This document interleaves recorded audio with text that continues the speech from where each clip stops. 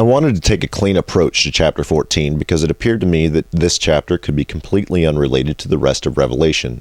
Chapter 14 added some very new ideas that had previously not been mentioned in this book.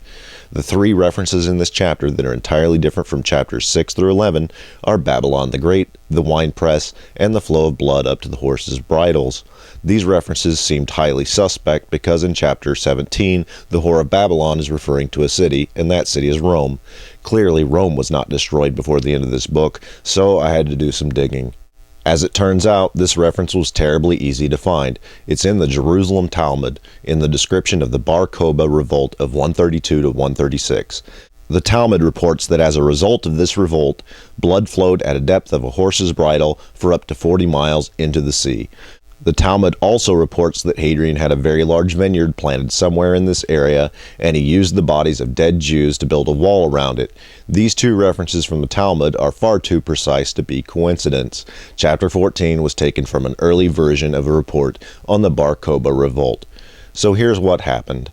Emperor Hadrian decided to rebuild Jerusalem in around 130 CE, and this was all fine and good for the Jews and early Christians, except that Hadrian had a Roman city built on the site. He called this city Aelia Capitolina instead of Jerusalem. It had a thoroughly Roman layout, and perhaps most importantly, Hadrian had a temple to Jupiter built on the Temple Mount over the ruins of the Jewish temple. This naturally ticked off some of the more religious Jews, and a very large revolt ensued led by Simon Bar Kokhba.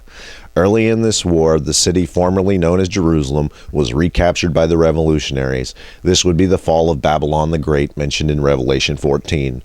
Verses 9 through 12 are again an economic reference, and once again, just like during the First Jewish-Roman War, Judea gained some version of temporary independence and started striking their own coins. And the final verses of this chapter are simply an allegory to what happens next. Aelia Capitolina was recaptured by the Romans, and a whole bunch of people died. The Romans ran around the rest of Palestine, putting down revolts and killing a bunch of people, culminating in the siege of a fortress called Beitar. The authors in the Jerusalem Talmud inflate the numbers of dead tremendously, and they over-exaggerate several parts of this revolt.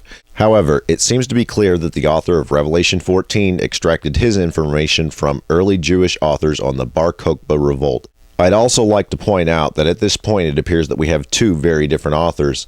This author is simply not as precise as the first author, and he seems to be a bit on the reckless side. The first author was very careful to hide his tracks and to separate his allegories. This author seems to have simply plugged in the Bar Kokhba Revolt in a somewhat haphazard manner. This author has made an attempt to blend this event into the book as a whole, but the Bar Kokhba Revolt simply sticks out as an exception to the previous chapters.